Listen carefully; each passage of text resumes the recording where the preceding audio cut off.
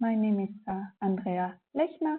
I work with the Secretariat of the Rotterdam Convention, and I would like to welcome you to this briefing webinar about the 16th meeting of the Chemical Review Committee. We will now start the webinar. If you're having any technical problem, please do not hesitate to send the chat messages in the chat box, and my colleague under the name BRS Convention Secretariat, she can help you if you have any problems hearing clearly. Normally, if it cuts off a little bit, the connection usually comes back quite quickly. We invite you all to mute your microphones, please, during this presentation. And then once it is done, there will be an opportunity for asking questions and making comments. And we'll have an opportunity to speak if you so wish. So let's get started with the presentation. You should hopefully be seeing on the screen. I see one of you is having trouble to see the presentation. My colleague will contact you to help you, and I hope the others can see the presentation now on the screen. So this is about the Chemical Review Committee, who is a subsidiary body under the Rotterdam Convention, and it is taking care of the process of adding chemicals to the Annex 3 of the Rotterdam Convention. There are two important separate tracks, so to say, how to add chemicals to Annex 3. The first one is whenever a country prohibits or severely restricts a certain chemical, then it usually passes a final regulatory action at the national level, and the Rotterdam Convention foresees that such final regulatory actions should be notified to the Convention Secretariat. And then if we have two such notifications from different prior informed consent regions, then they get submitted for review by the Chemical Review Committee if they fulfill certain information requirements. And then the CRC, as we call this committee, it reviews these notifications against specific criteria in Annex 2 of the Convention. And then the second track, how new chemicals can be added to the Convention, is through severely hazardous pesticide formulations. So this track is in particular, or is available to developing countries that are facing problems with the use of specific pesticide formulations. They can make proposals for adding these pesticide formulations to the Convention, and then they get, if they fulfill certain information requirements, then they get reviewed by the CRC against the Annex 4 criteria.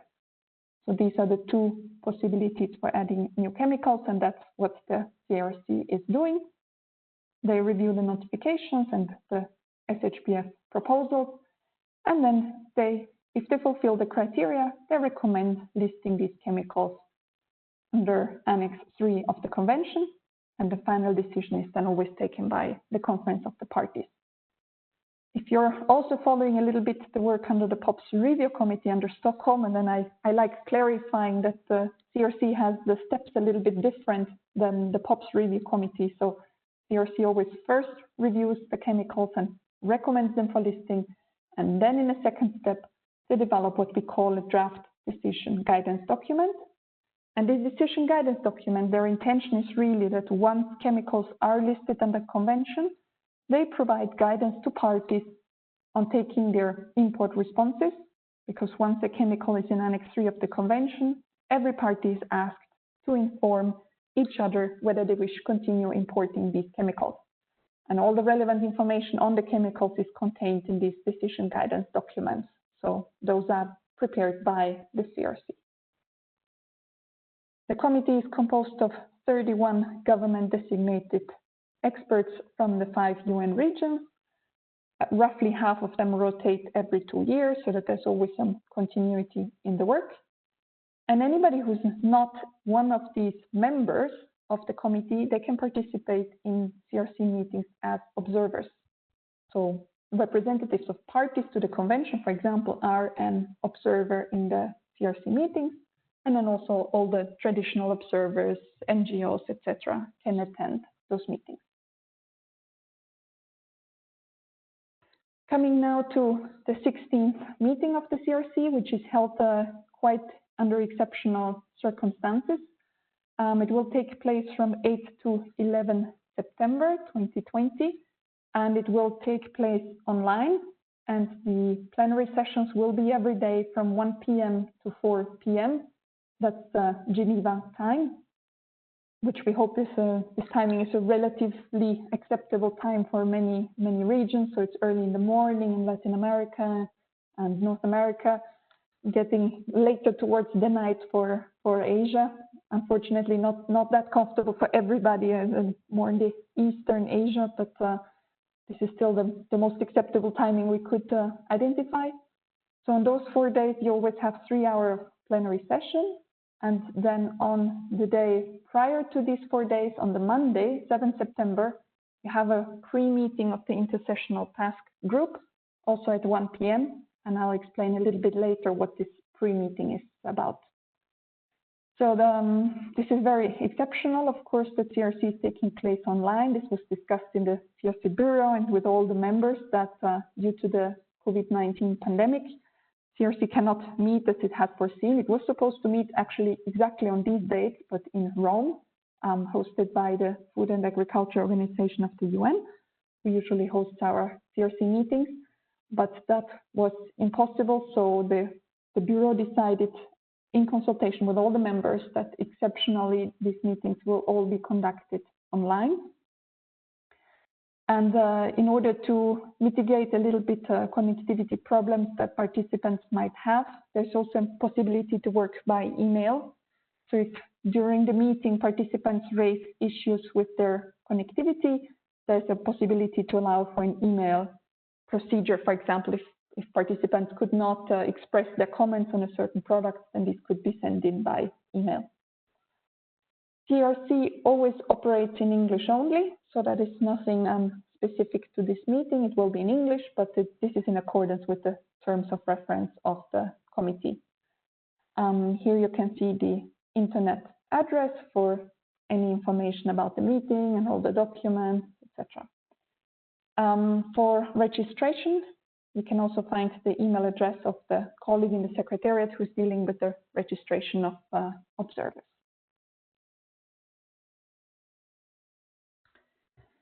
The most important document, if you would like to get a first idea about the meeting, would be the provisional agenda, document number 1. Then also the annotated agenda, that's the addendum to document number 1. The scenario note explains how the chair intends on running the meeting, information document number 1. And then the tentative schedule, we'll have a look at that in a minute, really shows you in a schedule view how the meeting is supposed to take place. On the agenda, so this is exactly what is contained in document number 1. The Bureau, also in consultation with the members, has decided to focus the agenda of this online meeting because we're all aware that doing a meeting online is not equivalent to being able to meet face-to-face and meet in contact groups and discuss directly and work together on drafting. So this agenda is really focusing on those items that are supposed to go for consideration of the next meeting of the Conference of the Parties, which is taking place next July. So all those areas of work that should be completed before the next COP, this is really the focus of this meeting. So it has a relatively short agenda. And we will look now into the details of the technical matters that will be considered at this meeting. The first one is the draft decision guidance document for decarbromodarfinil ether. So if you think back of what I said, doing the draft decision guidance document is always already the last step in the review process of chemicals in the CRC. So this chemical was already reviewed by CRC 15 last year. Then we had notifications of final regulatory action from Japan, Norway, and Canada. The committee found them to meet the relevant criteria, and that's why between the 15th and 16th meeting, a draft DGD was developed. There was also a possibility for commenting by observers, and what CRC 16 is supposed to do is to finalize this draft decision guidance document that was prepared in the intersessional period, and then to send the full package of the listing recommendation and this decision guidance document to the next conference of the parties for them to take a decision on listing. Decabromodiphenyl ether is an industrial chemical. It's a flame retardant used, for example, in polymers, in end uses like electronic equipment, computers, TVs, wires, plastics, carpets, etc. So it is already listed in Annex A of the Stockholm Convention. The second big substantive issue that the CRC will consider is perfluorooctanoic acid. It's salts and PFOA-related compounds. So PFOA, as I will say, is an industrial chemical also used in particular as a water, oil, and grease repellent, surfactant, in firefighting foams, etc. And it's also already listed in Annex A of the Stockholm Convention with specific exemptions. And here we will have a little bit of a special case because actually the work on this chemical already started at the 14th meeting of the committee, so 2 years ago, where the committee considered notifications of final regulatory action from 2 countries, from Canada and Norway, and these were found to meet the criteria. And they recommended listing these chemicals in Annex 3 of the Rotterdam Convention. And then the last CRC already adopted a draft decision guidance document on these chemicals. What has, however, happened is that a new notification has come forward by one of the notifying parties, and that is Norway, and it replaces their previous notification. So CRC would need to look into this new notification, and if it decides that it meets the Annex 2 criteria, then it will also need to look again into the recommendation for listing going to the COP and into updating the draft decision guidance document if necessary, so that the whole updated package can go to the next meeting of the Conference of the Parties. And what's important to say is that the intention is that these steps all take place at CRC 16. So it's not an intention that an intersessional working group is again set up to revise the DGD. It is expected that the changes to the DGD are relatively minor so that it could be done at the meeting so that the COP can consider an updated package. And I think I spotted Timo. Yes, we have the drafter of the intersessional task group here with us today. So if you have any more detailed question on PFOA, I will hand over to Timo for further explanation. So this is the intersessional task group. The way the CRC operates is that whenever it has new notifications for final regulatory action to consider, it already starts the work ahead of the CRC. So there is a task group set up. So it's a group composed of members of the CRC, and they already do a preliminary review of new notifications. So in the case of PFOA, this new notification from Norway has already undergone a first review. There's a chair and a drafter who prepare a first draft report, which is then shared with the task group members for comments. And then this revised report is posted on the web at least 3 weeks prior to the meeting. And in the case of PFOA, the report has been completed already some time ago on 7th of August, and it is available on this website that you can see. And this is also the opportunity for all observers to the committee to comment on the report. So if observers wish to check this task group report, they can go on the website and send comments to the Secretariat. And then these task groups, they meet on 7th September, so that is the day prior to the CRC. And they look at any comments that have been received in writing and any new comments made during that meeting, and then prepare a revised version of the task group report as a conference room paper for CRC. What's also important to note is that's just a preliminary first review. The CRC still reviews the notifications in all details during their plenary session. And if you are looking for any further information on how the CRC is operating, you have here a link to the Handbook of Working Procedures and Policy Guidance for the CRC, That's quite an important document containing a lot of guidance and procedures on how the CRC is operating. Some other items that are on the agenda of CRC 16 is the rotation of the membership. This is just providing information because they have 14 new members now on the committee. They started their work in May 2020. Also think I saw some of them here, so welcome. Great that you're joining us. And then there is a next rotation of members coming up in May 2022. So at the next meeting of the Conference of the Parties, we'll need to appoint those new members. The CRC will also look into this Handbook of Working Procedures and Policy Guidance. That's quite a standard point that the committee always considers if any updates either they were made during the intersessional period or if they wish to make any new updates to this handbook, because this handbook is really a living document that reflects all the experience also of the committee, so it is updated quite regularly. The CRC usually also discusses activities to facilitate effective participation in its work.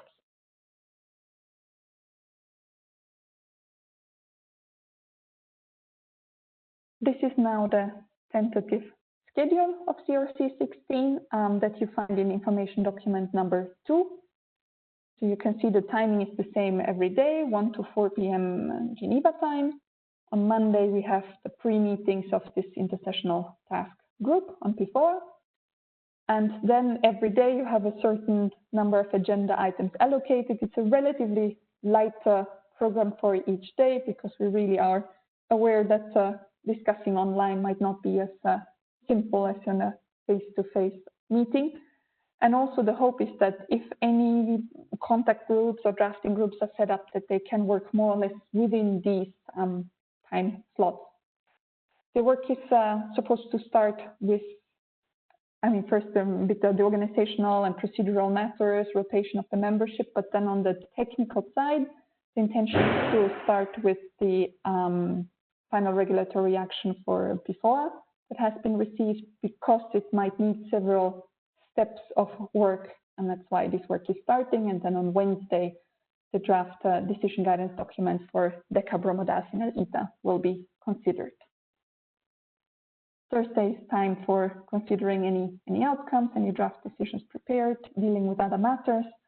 And then on Friday, just the venue and date of the next meeting, the adoption of the meeting report, and then the closure of the meeting.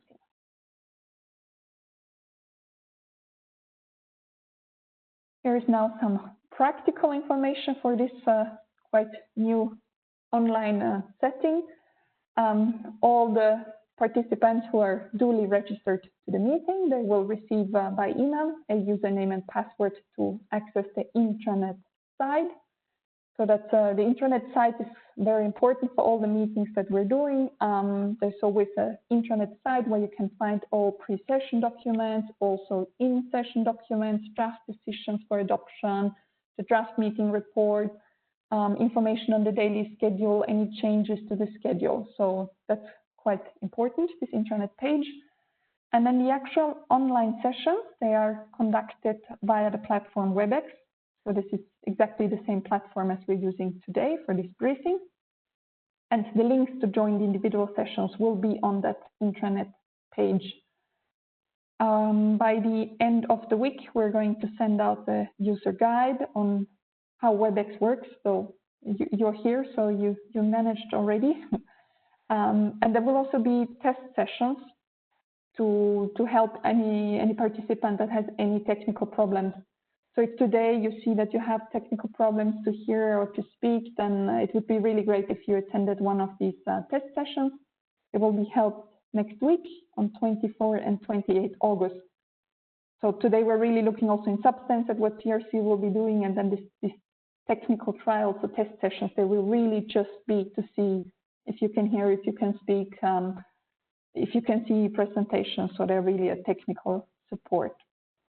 It's really important that you make sure that everything is working for you ahead of the meeting, so either by coming to the webinars or to these technical trials, and also that you connect to the plenary sessions once you attend them ahead of time, So you come at least 30 minutes earlier to do once again a last check that you can hear, that you can speak, because on the day of the opening of the meeting, the chair will really proceed quite speedily to the agenda items. So we're not planning on dedicating a lot of time of these 3 hours to technical tests with participants. So please, if you're attending CRC 16, make sure before the plenary starts that you're all set and ready to hear and participate.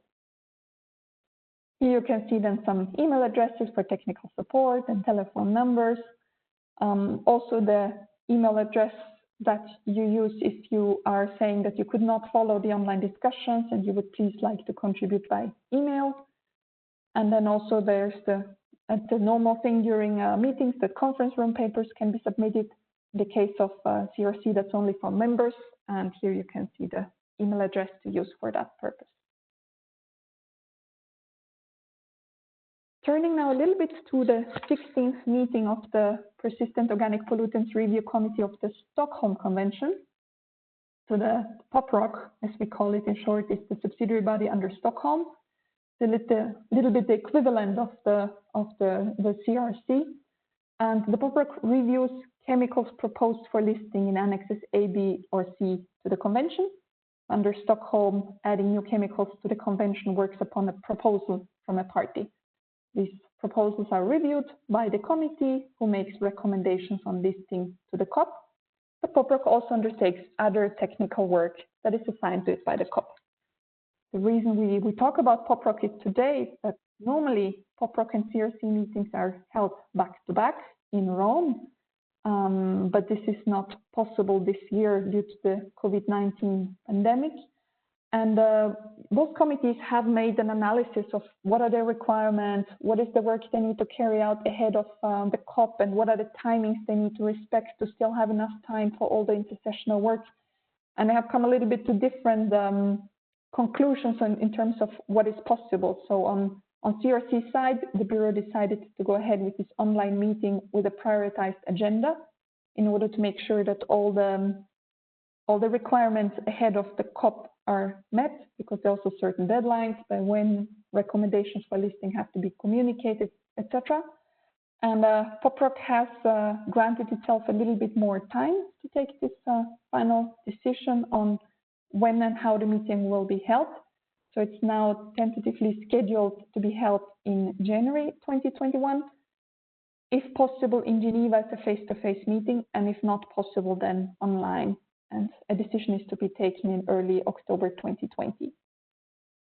Apart from just the logistics that these meetings are usually held back-to-back, there are also substantive linkages between the work of the two committees. They sometimes work on same chemicals. And specifically now in this case, POPROC 16 will consider two items that are quite of interest also to CRC and the Rotterdam Convention.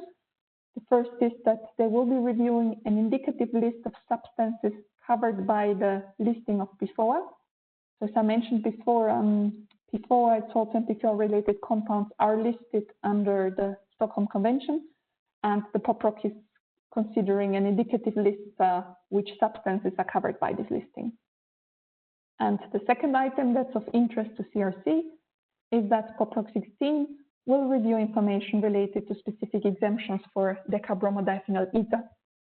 So for decabromodiphenyl ether, it's listed under the convention with specific exemptions for continued use. And the POPROC 16 will review this information and make a recommendation to the COP on whether these exemptions are still needed. Here you can see the full provisional agenda for POPROC 16.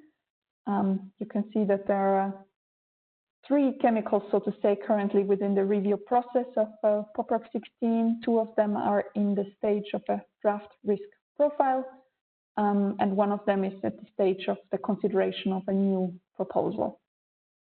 And then you see these items I referred to, the review of information on specific exemptions, on decabromodiphenyl ether, and actually also on short-chain chlorinated paraffin. And then there's also some other items, but then under E, you see this indicative list of substances covered by the listing of PFOA. this is all from my side. Thank you very much for your attention. I will now open the floor for any comments or questions you might have. You can either raise them orally. In the list of participants, you should see a little hand icon next to your name. It's called raise hand. So if you manage to click on that and raise your hand, then we can give you the floor for you to make your intervention. Or if you prefer, you can also type in a chat message with your question or saying that you would like to speak, and then we will answer to that as well. And there's also my colleague Alain Wittig here with us today, who is taking care of the organization of the POPROC meeting. So if you have any questions also on POPROC, we'd also be glad to answer that. Thank you very much, and the floor is now open for your questions.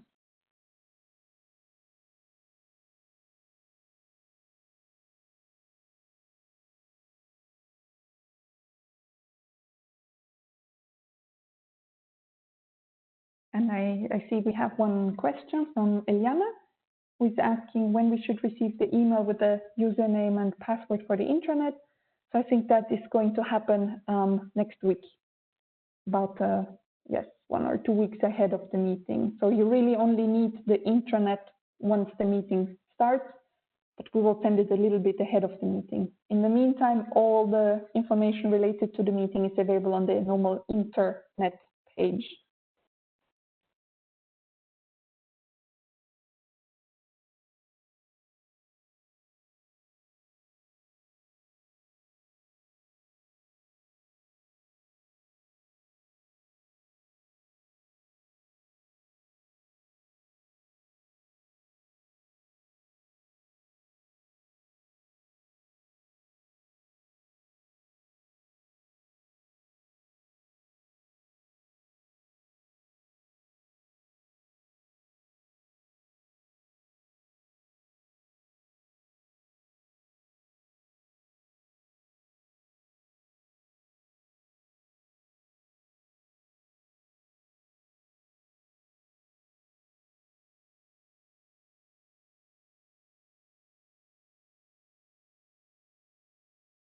I see we also have a question from Jessica about the WebEx test sessions on 24 and 28. And I'd actually like to give the floor to my colleague, Emily, to tell us at what time exactly they are scheduled.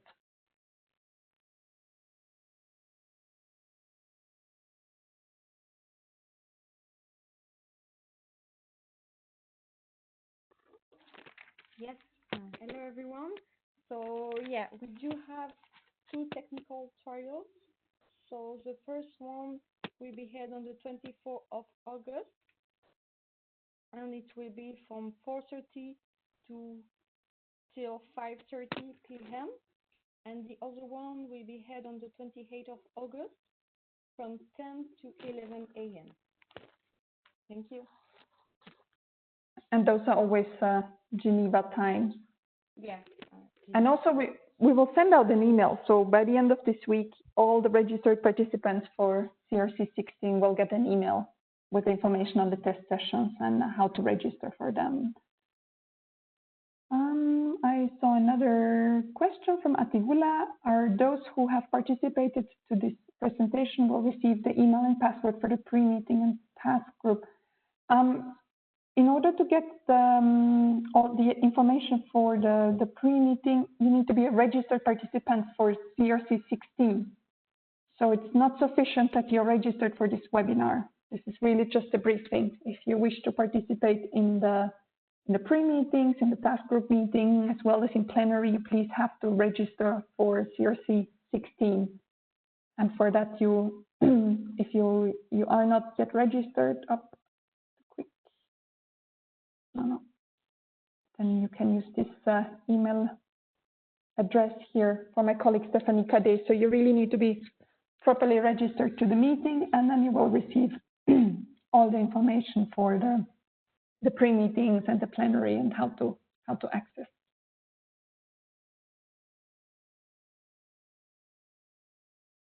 And yes, I see there's also a question about the presentation. So Emily, could we please make the presentation now available? So normally there will be a little window popping now up on your screen, asking you to, if you wish to download the presentation.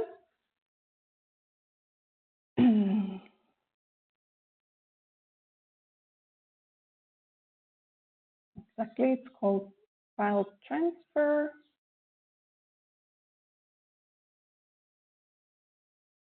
And now you can click on the file name of the presentation, and then you click on download, and then you can directly download it. Then I see another question from Ron. Is the discussion during CRC held via the phone line or via the chat box? So CRC is actually held really through the webinar system, but by intervening orally. So it's exactly as this meeting you're having now, but if you wish to speak, you would actually need to raise your hand. So you cannot write your interventions into the chat box. So you really need to be connected online, and then you raise your hand and you make your intervention. There is also a possibility to call in by phone normally if the online does not work. But it's really not by chat, it's really orally by attending the webinar.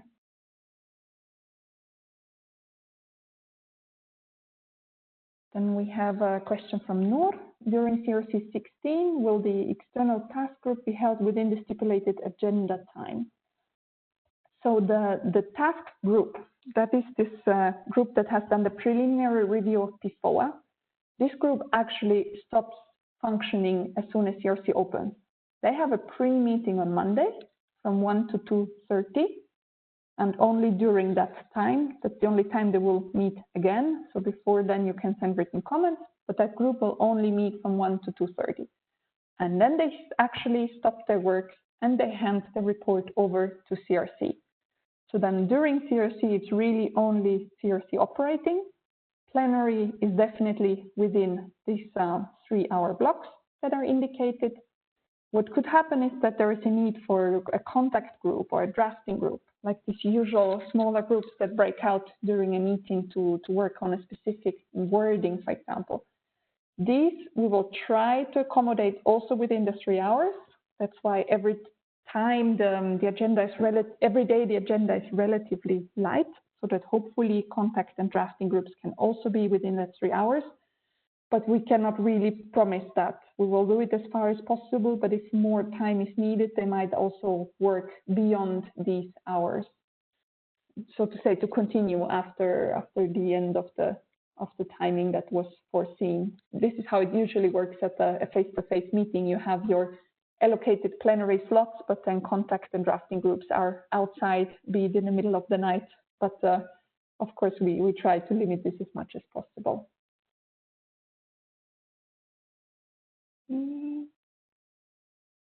Okay, then we have a question from Sam. Hi, Sam. During the meeting sessions, at what point in time can observers intervene with questions and contributions?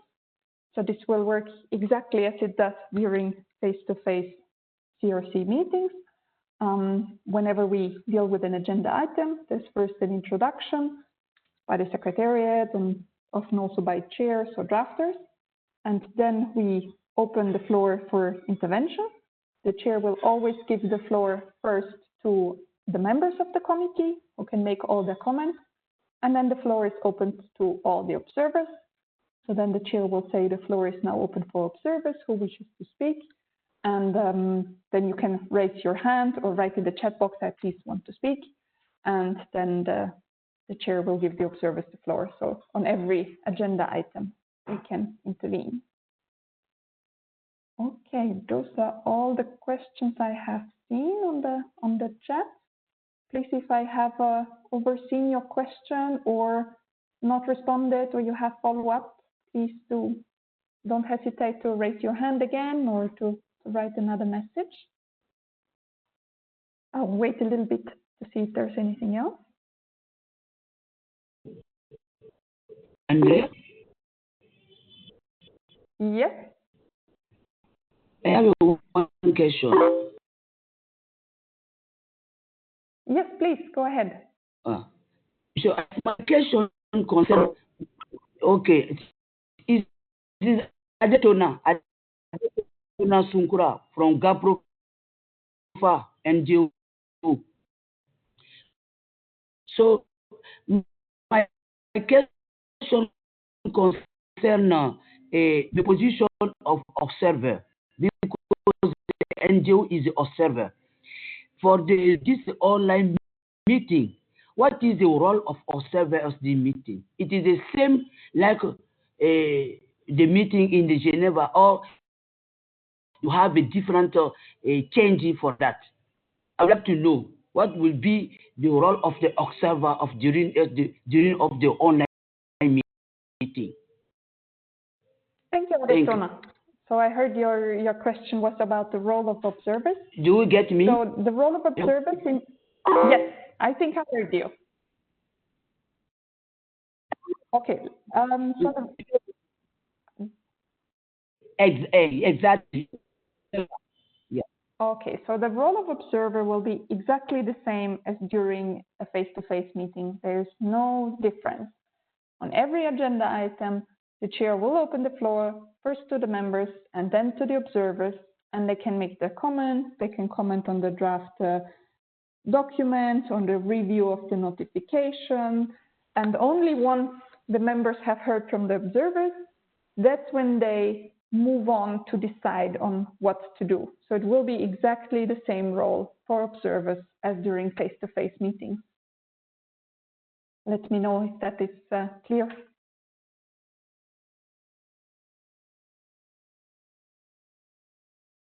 Okay, thank you. Okay, thank you. Perfect.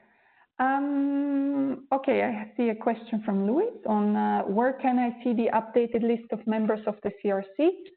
So if you go to the meeting documents, if you go on this website, you can actually see on the slide. If you go on www.pic.int CRC16, then you can see all the meeting documents, and it is the, and I'll check so I don't say it, but normally it should be the document, information document number 3. Yes, exactly. There's a document called inf/3, and on that document you find an overview of all the past and the current members, and then you also find the list of all the current members. I'll send the document link in the chat.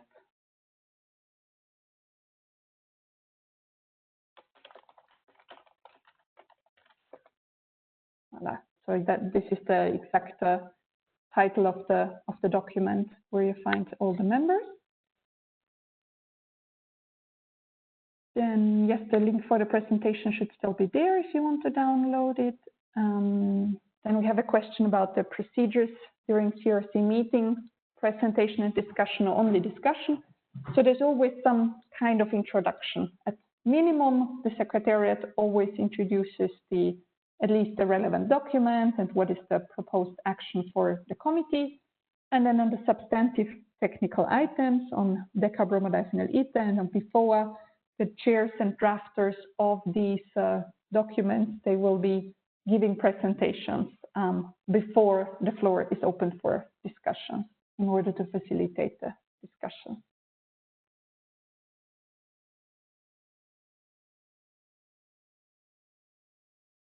Etisam asking about the procedure for registration.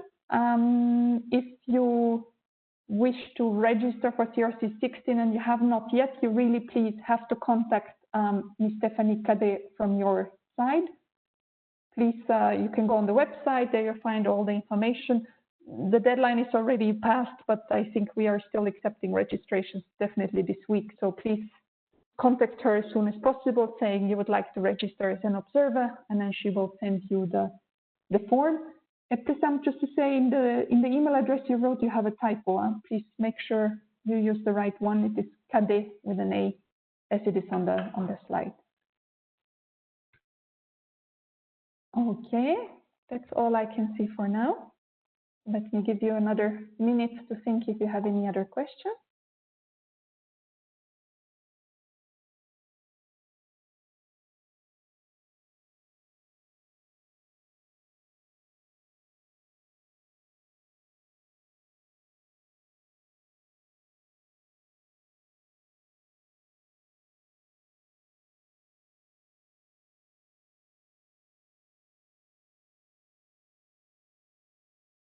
If not, just to add that please do not hesitate to contact us also after this webinar. If you have any question on CRC or on PopRock, we're always happy to answer questions.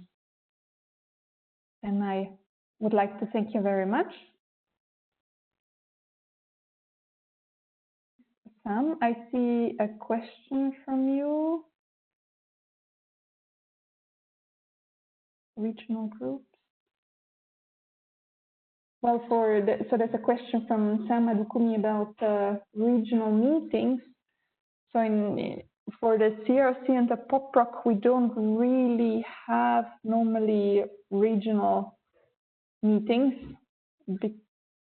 I don't think there's that much of regional coordination going on as it is for these open meetings like a conference of the party or open-ended working groups. It's the members usually, if they coordinate within the region, they usually do that quite among themselves. So we haven't really in the past received any requests for organizing regional meetings. But in general, we are online these days in any case. So if any regional group would like us to set up a webinar so that their group could meet online, that is always possible. So you can always contact the Secretariat. But from our side, we're not in general organizing regional meetings for PopRock and CRC.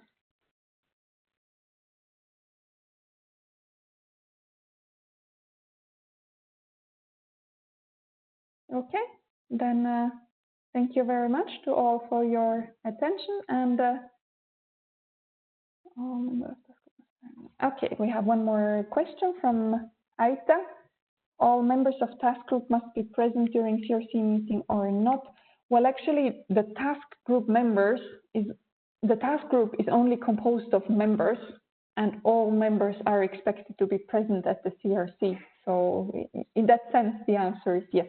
All CRC members have to be present at least at the plenary sessions. If you come to whether you come to this pre-meeting of the task group on Monday or not, that is more left to your own judgment. Of course, you're most welcome since that is kind of the completion of the task group work. But yes, definitely all members please need to attend the meeting.